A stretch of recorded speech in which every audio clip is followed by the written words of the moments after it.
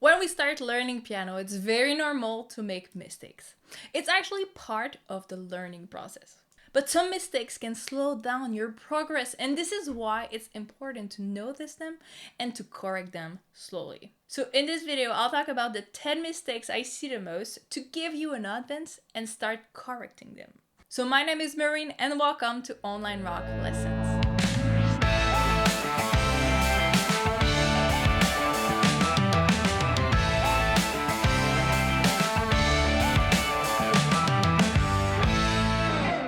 So the first mistake I see very often is breaking the wrist. Just like this, when it's too high or too low. And when we get used to play like this, we create tension in our arms, and in the long run, it can create injuries. Also, it's very limiting for the fingers movement when you play like this. You're gonna have a hard time moving the fingers around the piano. So it's really important to keep our wrist relaxed, just like this.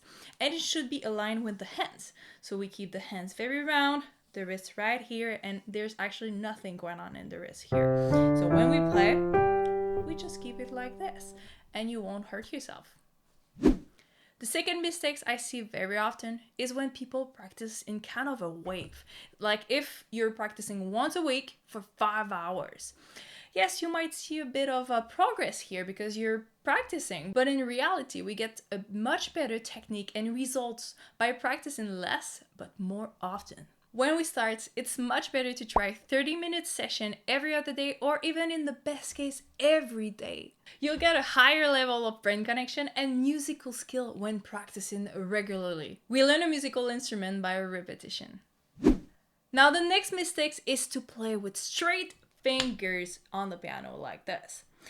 I mean, this might seem not too bad, but it's actually something that will stop your progress very fast. Firstly, it's not very precise when you play. You're probably going to play notes that you don't want to play, and since one of the main techniques on the piano is to pass the thumb below the other fingers, you'll have a hard time to do so.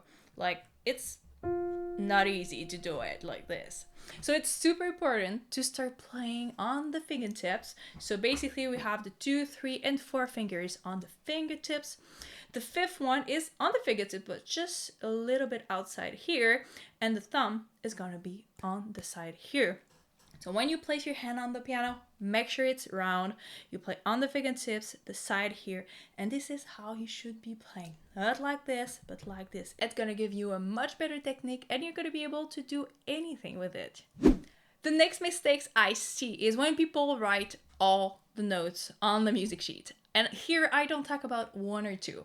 I'm talking about the whole music sheet. In the long run, the thing is, you gotta get used to read what's written instead of the actual note. So you won't develop a habit of knowing the note on the staff. And it's gonna create a confusion of where is that note on the piano and where it is in the staff. Since every note on the staff has a specific position on the piano, it's really important to start learning them at the beginning. Like, it might seem longer at first, but believe me, in the long run, it's gonna go faster and you won't even think about it anymore. You'll know what note it is and where to play it. If you struggle when learning the note when you start, I actually suggest that you write just 1 or 2, just a few notes to help you remember the most difficult one, or the one that can help you figure out the rest of the note, just like the ledger line or notes like that. But be careful so it don't become a long-term habit.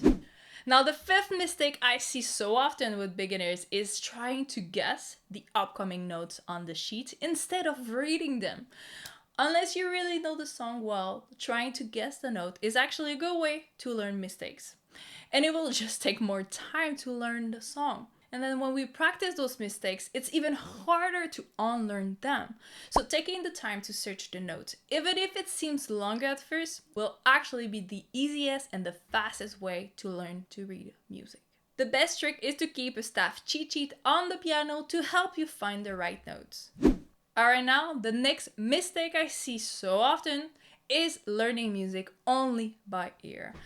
Believe me, ear training is really important, but it only represents 50% of a musician's skills. It's necessary to not forget to work on your reading skills and to understand the foundation of music theory. A good balance is the key to progress constantly and to become a better musician. Now, we all want to be able to play the song fast, but generally, we want to play it too fast for our level, and it will slow us down. It actually creates more imperfection in our playing and a lack of accuracy. We might have the impression that playing fast shows that we can play the song, but in reality, it hides what we don't master and create more problems. Practicing slowly will give you the chance to practice the right movement and create good habits that will become automatic when you play faster. So being able to play anything both slow and fast is super important. And a good way to work on that would be to use a metronome. Now, having goals is really important to stay motivated, and it's probably why you got inspired in learning the piano in the first place. But if we choose songs that are way higher than our level, it's gonna do the contrary. You'll get unmotivated and discouraged. So it's really important to pick a song just a little bit above your level to learn something, but not too far from what you already know.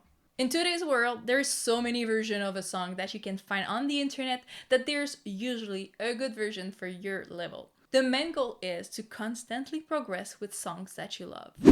In contrary to my last point, if you only learn easy songs, you won't progress. Playing songs that you already know might be fun and you should do it, but you won't learn anything new. So it's really important to get out of your comfort zone to keep progressing. I always suggest my students to have a practice plan to make sure that you work on new things. It could be a new song or a new chord progression, just try to get better. And the last mistake I see so often is to try to know everything before you start. When we start learning an instrument, we don't really need a high level of music theory or harmonic notions. We just need to learn a little bit every step of the way. And in contrary, if we don't want to learn anything about music theory, we're gonna get limited in our progress.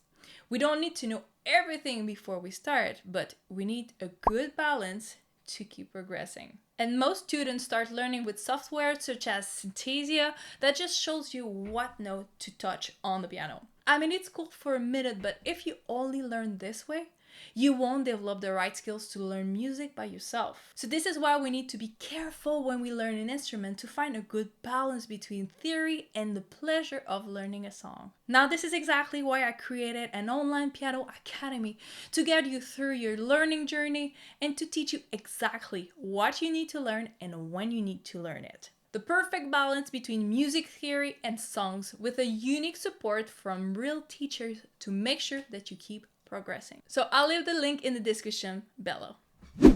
Alright, thank you so much for supporting this channel. If you like this content, make sure to share it and to click the subscribe button just below this video. Alright, well, have a nice day and have a good practice.